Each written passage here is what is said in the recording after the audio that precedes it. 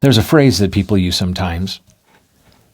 The phrase is, my buttons got pushed. You push my buttons. They push my buttons. He really pushed my button on that one. And I'm going to provide a different definition of that phrase.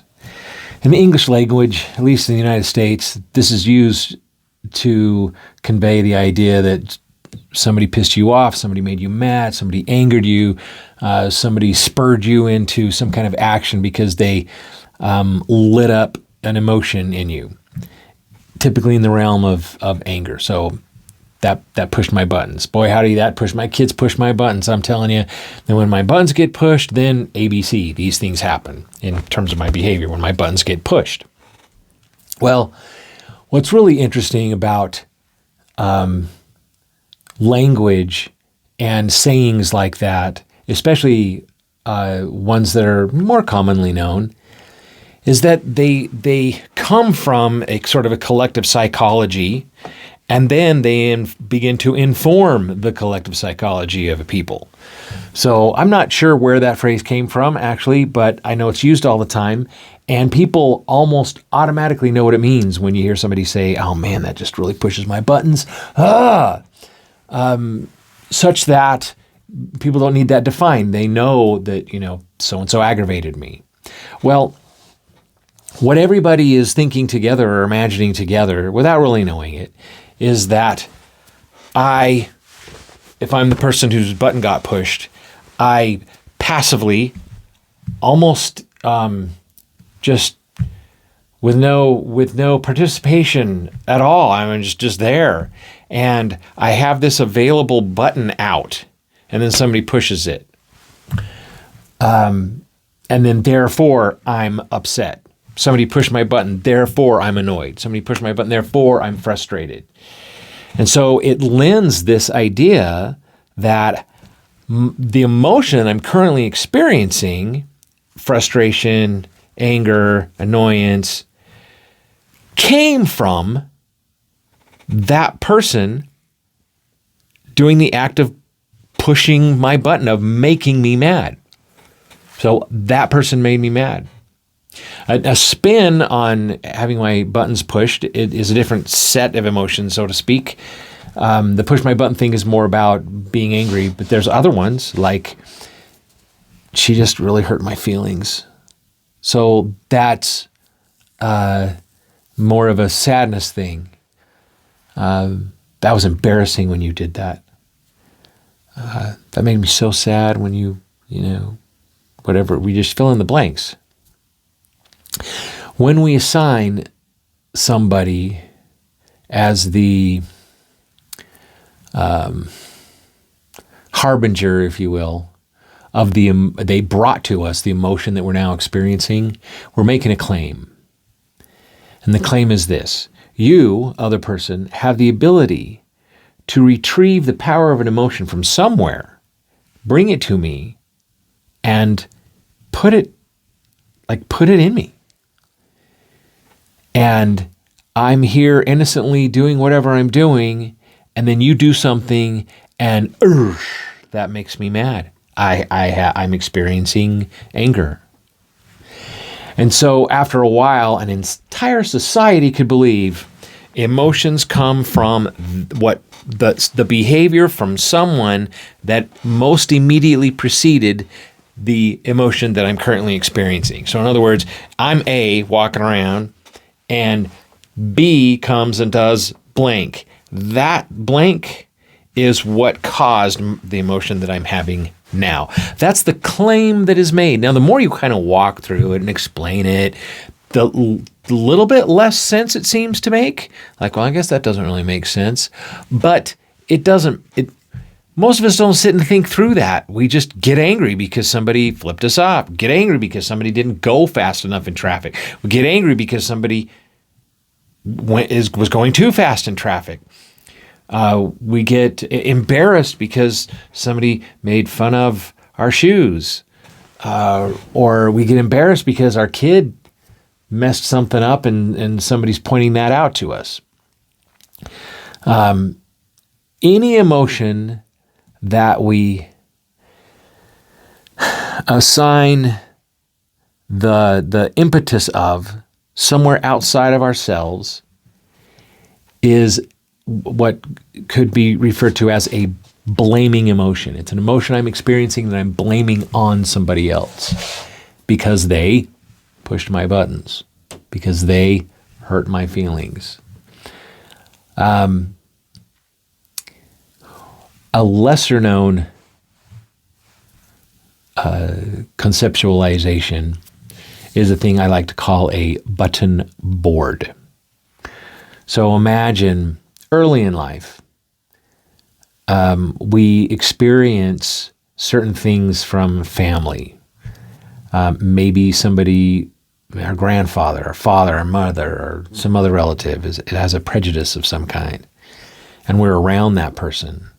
And we witness this prejudiced attitude in a particular thing, whatever. They don't like animals. They don't like somebody of a different community or whatever it is. They have a prejudice, and we hear it from the time we're young.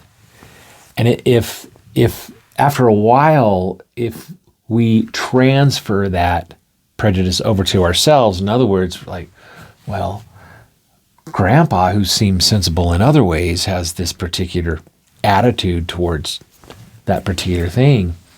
All right, I think I get it.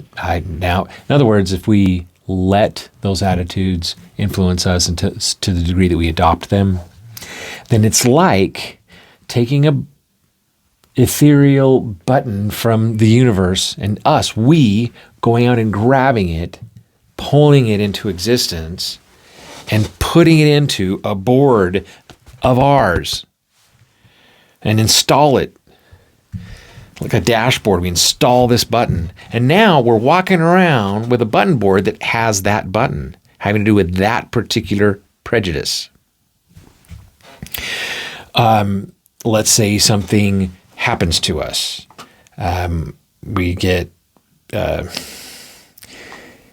hit with the ball during PE on the head. Somebody throws a ball, hits us in the head. And there's a victimization that has just occurred, and it's painful and that kind of thing. And from then on, we might have this association with trying to participate in sports with people, or bullies, or people who are careless. Well, that's 3 different buttons we could take from, install it into our button board. Now, when I say take from the universe, obviously I don't mean that in a real way, but I mean to say we take the action of now assigning that on our button board, there's this prejudice button, there's this button having to do with sports, there's this button having to do with jerk, bully people, there's this button board having to do with, I don't know, people who aren't very careful with stuff around them. Those are 3 kind of mildish buttons, or 2 kind of mildish, 1 kind of, pretty kind of a big deal, and 1 a huge deal. So I've got 4 buttons.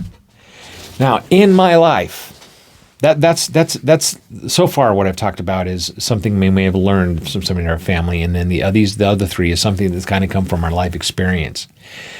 Now, there's another one. It's called the self-justification creation of a button. I have a sense to do something for someone. There's somebody at work. I have a sense to help them out. I don't do it. Now, when I don't do what I have a sense to do, I have to figure out, I have to still create some kind of balance in my brain. I seek to create an equilibrium, a straightness, a faux straightness, if you will, a justification, that it was okay that I did whatever that I didn't do whatever I had the sense to do, or it's okay that I did what I had a sense not to do. So in other words, every time it just kind of occurs to my own conscious to do something or refrain from doing something, and I do the opposite of what I myself felt to do / not do, then I will begin to build buttons. Boom, boom, I'll just install them in there. I don't have a friend at work. I'm the sort of person who's very, very busy. And then that might come with like 6 other buttons. I'm super busy. And here's a second button. Being busy is really important. Here's a third button. Busyness over other types of possible priorities is the way to go. All right. So that's 3. I just installed 3 based on going against my own consciousness and then now needing to justify having done that. I just installed 3 buttons. Well, now let's say that I'm 15 years old, 20 years old. That's a lot of senses that has occurred to me that I may or may not followed. And with every one of them, let's say I install maybe not even a full button, half a button, but after a while it turns into a button. So I have this button board now, and I don't even know how big it is. I don't even know how big the buttons are. Maybe they're just kind of tiny thumb size or pinky size. Maybe they're really big. Some of them are bigger than others. Now, since I have a button board that's alive and well, that I carry around with me, it's almost like I can't interact with people without that button board being ever present and going up, encountering someone. So when somebody does something, I might have a button board. Let's say I'm in traffic and I'm a driver and somebody cuts me off in traffic. I might have a button board that I built over time that 6 or 7 buttons lit up. People should be more careful. People should be responsible. People should be nice and calm. Well, some other driver might get cut off in traffic, and they may have a different set of buttons that none of which even might light up given that particular circumstance. They might just be going along, and they get cut off and whatever. That's just kind of a daily thing, and you just keep going with life. You just keep dealing with it. But that same person might go home and the dinner isn't cooked by whoever should have cooked it. And 8 different buttons just lit up because where they grew up, a particular assignee always had dinner on the table amongst their parents. And so now it pisses me off that you don't do what you're supposed to be doing. Okay. So one thing didn't affect them too much. It may affect somebody else. Another thing, blowing their minds. While that same person that was upset about being cut off in traffic might be the one who fixes dinner and not expected to be fixed for them, or being offended or upset or their buttons pushed because it wasn't. There are so many millions of parents in this world. And one set of parents living on the same street as another set of parents, similar age children, similar age behavior. These 2 parents could be losing their minds, and these 2 parents are like more or less equilibrated and they're okay. Because they don't have the same button boards that they haven't built over time, the same button boards that this set of parents has built. So if one's buttons get pushed, the question could be asked, where did my buttons come from? In terms of my behavior, my past, my values, my ideals. And if I modified my buttons, could it be that nobody could push them anymore? I'm not suggesting it would be easy, but it may be that one of the missions in life for any of us could be to reduce the size of or extract buttons from our board over time. And if any of us might be wondering, well, I don't know what my buttons are, or I don't know how I would even do that. The first couple steps are just the awareness Just the awareness alone that one's buttons don't get pushed, that one provides buttons. And then, of course, they're going to get pushed. So if something angers me, for example, my brother doesn't call me for my birthday or text me or anything. Okay, and I'm upset about that because I always call him and text him. And I'm annoyed by that. Okay, why am I annoyed? Why am I annoyed? What part of my existence and my actions and my behavior and my whatever have led to this annoyance? Well, because it'd be pretty easy. Well, I'm annoyed because my brother's annoying because he didn't, doesn't acknowledge my birthday or any other special events. Let's say he's uncaring. Well, where in my life did I decide that I was the interpreter of what caring looks like, let's say, or how brothers should behave? And if I'm contemplating my part in something in terms of why I have felt a certain way, something might occur to me, like, I wonder why he doesn't write or text.